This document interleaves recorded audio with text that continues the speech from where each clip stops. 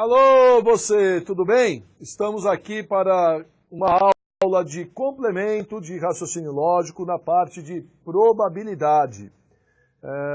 Nós tivemos aí aulas de raciocínio lógico, voltados aí para vários concursos e também para CEF, e nesta aula é uma aula de complemento para a Caixa Econômica Federal, para quem está prestando o concurso aí para a Caixa, associado a uma parte do edital que eles colocaram lá como probabilidade.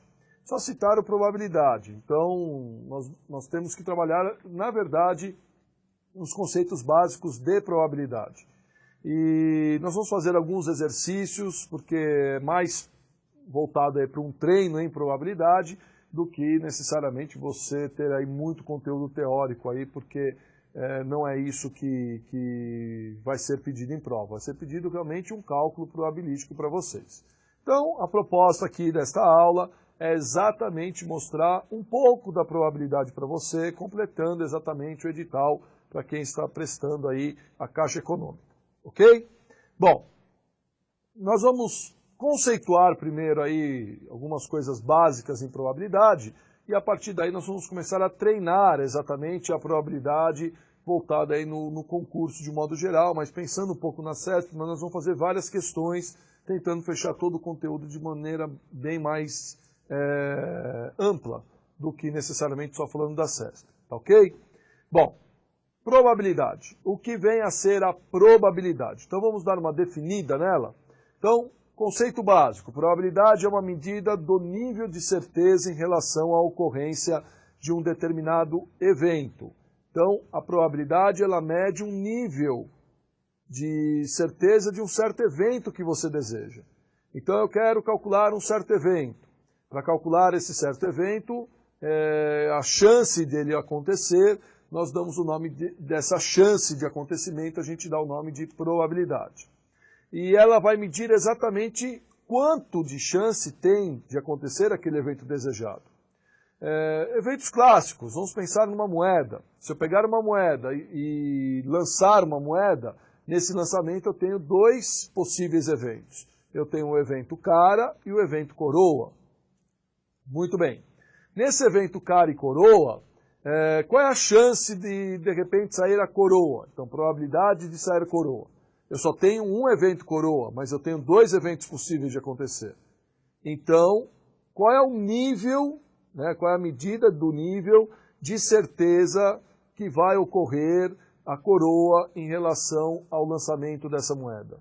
Então, esse nível de certeza é o que a gente chama de probabilidade, é um cálculo probabilístico. Esse cálculo probabilístico, então, se dá pelo que eu quero, pelo que eu desejo, sobre o total de eventos possíveis. Assim é para outros eventos. Vamos pensar agora num dado. Eu tenho um dado ele tem 6 faces. Nessas 6 faces eu vou fazer um lançamento, vou lançar o dado. Nesse lançamento do dado, nós temos a face 1, face 2, 3, 4, 5 e 6. Nesse lançamento desse dado, então, nós vamos obter lá um desses números. Vamos supor que eu deseje tirar o número 5. Probabilidade no lançamento de um dado, aparecer na face superior, que é a face voltada para cima, que é o que a gente conta no dado, a chance de acontecer o número 5. Bom, esse nível de certeza, para saber a medida do nível de certeza de acontecer esse evento, eu tenho que calcular o que eu desejo, que é exatamente o evento desejado, sobre o total de eventos possíveis. Então, o que eu desejo é 1, porque só tem um número 5, mas eu tenho um total de 6 possibilidades. Dentro dessas 6 possibilidades, eu tenho lá o número 5 que me satisfaz. Isso é o cálculo do nível de certeza. Esse cálculo de probabilidade, você está percebendo que você tem o que você quer, o desejo que você tem, o que você quer, sobre o total do que você tem de eventos possíveis. Vamos pegar um outro evento um pouco maior ainda. Vamos pensar num baralho, num jogo de cartas. Num jogo de cartas eu tenho lá 52 cartas. Ah, por que 52 cartas? Tem que conhecer baralho. Ah, minha religião não permite. Então você não pode fazer concurso público, porque você tem que conhecer a carta. E ele não é obrigado a falar para você se tem 52 cartas, se tem 4-10, se tem 4-2, se tem copas, rei, copas, espada, paus, ouro. Não é obrigado a falar isso, você tem que conhecer. A mesma coisa do dado, a mesma coisa da moeda e qualquer outros eventos. São eventos públicos, são eventos conhecidos, são eventos que caíram aí no popular, né? Um jogo de baralho, todo mundo já teve contato com um. Então, neste caso, o baralho ele é formado por 52 cartas. 52 cartas. Nessas 52 cartas é assim porque nós temos 13 tipos de cartas. Do 2 ao Ás, ou se preferir, do Ás até o Rei. Bem, na verdade, o Ás ele seria considerado aí uma das figuras do baralho, tá? Assim como é o valete, a dama e o rei. Bom, se eu contar do 2 até o Ás, nós temos 2, 3, 4, 5, 6, 7, 8, 9, 10, valete, dama, rei e Ás. Então são 13 cartas. Nessas 13 cartas, eu tenho 4 tipos de naipes possíveis. Ouro, copas, espada e paus. Ouro, paus, espada, certo? Ouros, paus, espada e copas. Para 13 tipos. Então 13 vezes 4, 52. Ah, e aqueles coringas, o coringa vermelho, o coringa preto, aquilo lá é uma carta reserva. Que, como todo bom jogo, e ainda mais pensando em jogos, né, que são feitos aí ou adaptados por nós brasileiros, sempre dão um jeitinho, e aí essas cartas que eram reservas antes Coringa Preto e Coringa Vermelho, eles acabaram entrando aí, sendo incorporados em alguns jogos como o famoso jogo de buraco, ou alguns chamam de canastra, outros chamam de buraco, que canastra e buraco acaba tendo uma diferença. Buraco é um jogo mais popular, populacho, né? Um jogo mais simples, e aí acaba entrando então essas cartas, que na verdade não fazem parte do conjunto de baralhos. Então, para eventos probabilísticos, elas não são contadas, contam-se apenas as 52 cartas, lá como eu falei para vocês, 13 tipos de cartas e, consequentemente, 4 tipos de naipes diferentes, associados 52 cartas. Fechado? Bom, eu quero tirar uma carta, vamos pensar, 10. Se eu quero tirar o 10, então a chance de eu tirar um 10, eu tenho 4 10 possíveis dentro de um total de 52 cartas. Eu quero tirar 4, não, quero tirar 1, mas eu tenho 4 possibilidades. Então eu tenho, meu evento para me satisfazer são 4. O total de eventos possíveis são 52. Então nós teremos o quê? 4 sobre 52. Normalmente a probabilidade ela é um evento em que nós devemos simplificar ao máximo possível se ocorrer uma fração. O máximo possível, qualquer valor, ele tem que ser simplificado. Então no caso de frações, que normalmente é o que acontece, se nós temos 4 sobre 52, é possível ser simplificado dividindo por 4 isso. Se eu dividir por 4, nós teremos exatamente 1 em quantas possibilidades? 13 possibilidades. 1 para 13 possibilidades. Porque 52 dividido por 4 daria 13. Então, em todos esses eventos que eu citei, tantos outros que poderiam ser citados, você vê que na moeda eu tenho o que eu quero sobre o total. No dado, o que eu quero sobre o total. No baralho, o que eu quero sobre o total. Então esse total, que a gente está falando da moeda, do dado, do baralho, é o que a gente chama de espaço amostral. Então existe um espaço amostral. O espaço amostral é exatamente a quantidade total de eventos que eu tenho. Quantidade possível de eventos que vai aparecer. Assim sendo, a gente pode com isso agora, sabendo que o evento que eu desejo sobre o total de eventos que é o espaço amostral, eu posso formular uma ideia única para a probabilidade. Então, que seria exatamente assim. Dá uma olhada aí.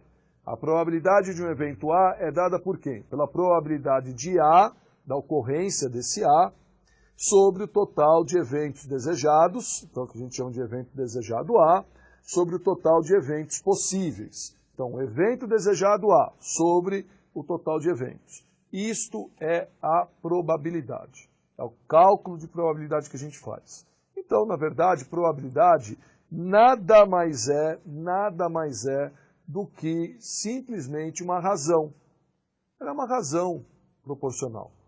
É uma parte de uma razão, porque na verdade eu estou comparando duas grandezas. Comparando a grandeza desejada sobre o total de eventos possíveis que se tem. Você que está aí se preparando para a CEF, você lembra, você assistiu provavelmente a aulas da nossa matemática, e a gente falou de proporção. A probabilidade é uma proporção que define exatamente a chance de ocorrência de um evento desejado, certo? Definir a chance não quer dizer que também vai acontecer sempre. Não é porque numa moedinha, numa simples moedinha, eu estou jogando a moeda e eu tenho lá cara e coroa. Se eu jogar 10 vezes essa moeda, isso não garante que vai sair todos os eventos possíveis. Pode ser que as 10 vezes saia um cara e não saia nenhuma coroa do jeito que você tinha escolhido. Aí você fala, pô, mas como que pode? Pode. Isso é um evento probabilístico e também um pouco de azar de quem jogou a moeda.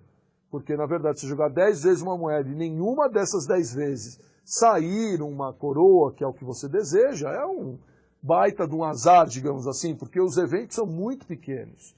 A ocorrência dele total. A ocorrência total são 2. E eu quero que saia 1. Você jogou 10 vezes e não saiu nenhum, ou a moeda está viciada e você foi enganado, ou você realmente é um baita de um azarão. Mas a chance é lá, é 50% de chance. Em cada jogada, a chance não muda. Ela continua sendo 50% de chance. A mesma coisa para o dado. O dado são 6 faces. E toda vez que você jogar o dado, vai acontecer exatamente isso. Eu vou ter 6 possibilidades de sair resultados. Só que se eu quero 5, só tem uma vez ele a cada jogada. Então vai ser 1 sobre 6 sempre. A cada nova jogada vai ser 1 sobre 6. Se eu jogar tantas e tantas vezes, a chance de sair o número 5 vai, obviamente, se tornar maior quanto mais jogadas eu tenho. Mas isso não garante que ele vai sair. Certo? A mesma coisa de um casal, ele ter aí filhos. E aí você fala assim, filhos, tal, qual a chance de sair um menino? Ou é menino ou é menina. A chance de sair menino é meio. A chance de sair menina é meio. Aí o casal tenta lá, sai uma menina no primeiro filho. Legal, tá, vamos tentar agora mais um filho, para ver se sai um menino, um casalzinho. Tenta lá, sai outra menina. Aí vai lá, tenta outra vez, outra menina. Tenta a quarta vez, outra menina. Você fala, pô, mas e aí, o cara não tem competência para ter meninos? Tem, 50% de chance. Ele tá ali, não sabe fazer? Não, é 50%. Então por que deu errado? Só saiu lá meninas. Azar. Vai saber, né? Esse cara aí tá ferrado, né? Já pensa aí, quando elas ficarem maiores, já vem os agregados juntos e tudo mais que vai acontecer, tantos shoppings que tem por aí, já pensou nisso? O cara faliu. Bom, enfim. Nós temos aí, são eventos probabilísticos. Os eventos probabilísticos são chances de ocorrência. A gente escutou tanto, muitas vezes, dizer assim, olha, a chance de ocorrência de uma síndrome de Down é de 1 para 600. Isso não significa que a cada 600 nascimentos, 1 é Down. A mesma coisa do menino e da menina. Não significa que a cada nascimento, né, a chance vai ser alterada. Não, obrigatoriamente nasceram 2, um tem que ser menino, outro tem que ser menina. Não. Mesma coisa no lançamento do dado ou do baralho, na retirada de uma carta. Eu sei que para tirar um 10 é um 13avos, mas não significa que depois de 13 jogadas obrigatoriamente vai ter que sair o 10, porque não sai uma vez, cada um pode ser repetidos. Então tudo isso é o que a gente chama de probabilidade. Chama-se evento probabilístico. E os eventos probabilísticos, eles são calculados dessa maneira, aparentemente, por enquanto, simples, que é exatamente probabilidade de um certo evento A, é a quantidade de eventos que você deseja sobre o total de eventos possíveis. Vamos fixar isso num exemplo. Vamos lá. Que diz aí o seguinte, uma urna contém 10 bolinhas, sendo 4 delas azuis e 6 vermelhas. Ao retirar aleatoriamente uma dessas bolas da urna, qual a probabilidade de que ela seja vermelha? Tá? Se fosse uma suposta questão da CESP, o que você ia encontrar aí? Ele ia falar a mesma coisa que está aí, talvez associado a um texto, às vezes inútil, que não serve muito para muita coisa, apesar que em probabilidade os textos normalmente trazem as informações numéricas que você precisa para calcular a probabilidade, normalmente ele dá tudo isso já pronto, só que no meio do texto, enfiado lá no texto, e ele ia afirmar, ele já ia te dar o resultado afirmando quanto que seria de chance de acontecer isso, você deveria dizer se está certo ou errado. Você não vai utilizar a resposta, você vai fazer o cálculo que ele pediu para você. Você sabe que existem lá 4 delas são azuis e 6 são vermelhas, e ele já falou o total para você. Então, seu espaço amostral, que é o total de eventos que você tem, vale 10. Bom, e quantas são as que você gostaria de tirar ou retirar? São vermelhas? Então, nós temos ali 6 bolas vermelhas. Muito bem, então são 10 bolas totais, são 6 vermelhas, e agora eu quero calcular a probabilidade de sair a vermelha. Probabilidade de sair vermelha. Qual é a chance de sair vermelha?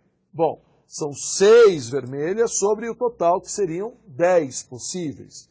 Então, 6 sobre 10, já está a nossa resposta aí. Só que esse 6 sobre 10 é possível você simplificar, né? Dá para simplificar por 2. Simplifica por 2 embaixo também, e aí nós teríamos 3/5, essa seria a chance de bolas vermelhas. Aí, depende. Como é um exercício voltado à CESP, você vai ter que só confirmar o que ele deu de afirmação. Essa afirmação pode estar em fração, essa afirmação pode estar em decimal, essa afirmação pode estar em porcentagem, em percentual. Aí você fala, mas qual que ele vai dar? Isso é aleatório, é variável, não dá para afirmar que ele vai dar x, y, z como resposta, ou formatos de x, y, z.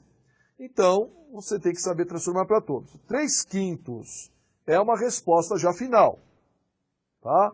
Mas é possível você transformar em decimal. Então, em decimal seria 3 dividido por 5, ou se você preferir, aí você nem precisa simplificar os 6 décimos. 6 sobre 10 é 0,6, então daria 0,6. Essa é a forma decimal. E se for em forma percentual, em porcentagem, como que a gente faz isso daí? Você vai sempre pegar e andar com a vírgula, ande com a vírgula para a direita. Não está no 0, vírgula, anda 2 casas para a direita. Andando 2 casas para a direita, se precisar colocar 0, você coloca. Aí onde você colocaria a vírgula, agora você coloca, se precisar deixa a vírgula, obviamente com decimal, se não, você pega e coloca o símbolo da porcentagem. Tá? Então anda 2 casas à direita e coloca o símbolo da porcentagem. Isso é a transformação do decimal para percentual. Então faça isso. 0,6 vai dar quanto aí então? Vai ficar 60%. 60% então seria a resposta final desse exercício. Entendido? Isso é porcentagem. Porcentagem basicamente é isso. Nós temos sempre que ter em mãos para calcular a porcentagem um espaço, que é denominado aí, né, de espaço amostral, que é o seu todo, sempre tem que ter isso em mãos, é o todo, é a quantidade de eventos que são possíveis, então é o seu todo, é o que a gente chama de todo, e nós temos que ter aí a quantidade de eventos que nós queremos também em mãos. Feito isso, aí você calcula qualquer tipo de probabilidade em qualquer tipo de situação. Pode ficar tranquilo que é assim que normalmente acontece aí nas suas provas. Tá ok? Bom, vamos então, mãos à obra. Tá? Não adianta ficar dando muita teoria para vocês precisam treinar isso daí. Então, a partir de agora, a gente vai trabalhar com vários exercícios aí, são exercícios diversos associados à probabilidade. E a gente vai inserindo algumas teorias aí. Na hora do exercício, a gente já vai acrescentando algumas teorias para vocês e vai fortalecendo esse conteúdo aí, que é muito importante aí para a prova. Então, vamos lá? Então, probabilidade, exercícios básicos diversos. Vamos para o primeiro exercício, que já é um exercício aí da CESP logo de cara. Julgue o item. 1. A probabilidade de Jonas ser aprovado no concurso é 1/3 e a de Madalena é de 2/3. Assim, a chance de ambos serem aprovados é igual a 2 nonos. Bom, esse exercício, obviamente, da CESP, quando a gente põe assim, julgue o item, ele é um exercício retirado de uma prova da CESP, que tinha um texto provavelmente associado, porque a CESP gosta de contextualizar as suas provas, ela põe sempre um texto aí, às vezes um texto de assuntos atuais, atualidades, E aí ele coloca alguns dados lá no meio desses textos, e aí às vezes você precisa tirar essas informações de lá. E muitas vezes, por mais que ele coloque o texto também, às vezes na própria pergunta ele já traz as informações que você precisa saber na pergunta, que é o caso desse daqui. Então o texto foi desnecessário e não trazia nada de informação importante. E ele pede para você julgar o item. Julgar o item é dizer se está certo ou correto, ou então dizer que está errado. Certo? Muito bem. Nós temos que confirmar se vai dar 2 nonos ou não. Então esquece a resposta que ele deu. CESP é assim, você tem que esquecer a afirmação que ele deu e fazer os cálculos, ver quanto que dá, e aí sim você compara com o que ele afirmou com você para dizer se está certo ou errado. Certo? Ele está afirmando, ele não está dizendo que está correto e nem que está errado. Muito bem, a probabilidade de Jonas ser aprovado no concurso é 1/3 e a de Madalena 2/3. Assim, a chance de ambos serem aprovados é igual a 2 nonos. Então, vamos fazer o cálculo probabilístico. Tá? Ele quer a chance dos dois serem aprovados. Então vamos lá. Bom, vamos chamar o Jonas de A. Jonas é aprovado A. E Madalena, aprovada é B. Você poderia até usar as letras do Jonas e da Madalena, J e M. Isso é só realmente para você não ter que ficar escrevendo Jonas, Madalena, não ficar repetindo as frases, porque fica desnecessário e grande. Então, o que ele está pedindo para você? Ele está pedindo uma probabilidade de eventos independentes. Esse tipo de probabilidade a gente chama de probabilidade de eventos independentes. Ah, por que independentes? Porque o Jonas ser aprovado não tem relevância nenhuma com a Madalena ser aprovada e vice-versa. Apesar dos dois talvez serem concorrentes para a mesma vaga, e se existir mais de uma vaga, os dois podem ser aprovados, os dois têm chances iguais de serem aprovados. Chances iguais desde que cada um estudou o que tinha que estudar, cada um fez o que tinha que fazer, um curso online, alguma coisa assim, eles se prepararam da mesma forma, eles têm as mesmas condições, o mesmo grau, talvez, de inteligência, que isso daí é muito relativo e também, às vezes, tem formas de se mensurar e às vezes não tem. Então, nós estamos calculando eventos dependentes. Ele ser aprovado independe da Madalena ser aprovada, e é a mesma coisa dela com ele. Por isso que a gente chama de eventos independentes. Esses eventos independentes, quando são realmente, totalmente independentes, eles não apresentam intersecção entre eles. Por exemplo, alguma coisa em comum entre eles. A coisa em comum é os dois serem aprovados, isso é a ideia. Agora, tem uma coisa importante em probabilidade que você tem que levar com você aí para as provas. Quando eu quero 2 eventos, e eu quero que esses eventos aconteçam simultaneamente, que é o caso daqui, são eventos independentes, mas que eu quero que aconteça simultaneamente. Então, isso me gera uma intersecção de eventos, porque eu quero um e o outro. E quando acontece isso, mesmo que eles não tenham nada em comum, eu estou querendo que eles fiquem no mesmo grupo, então eu estou criando uma obrigatoriedade de conjunção, de eles acontecerem simultaneamente. Então, se eu estou criando essa obrigatoriedade de acontecer simultaneamente, então isso me obriga a utilizar algumas regras da matemática. São 2 regras importantes. A regra do e a regra do ou.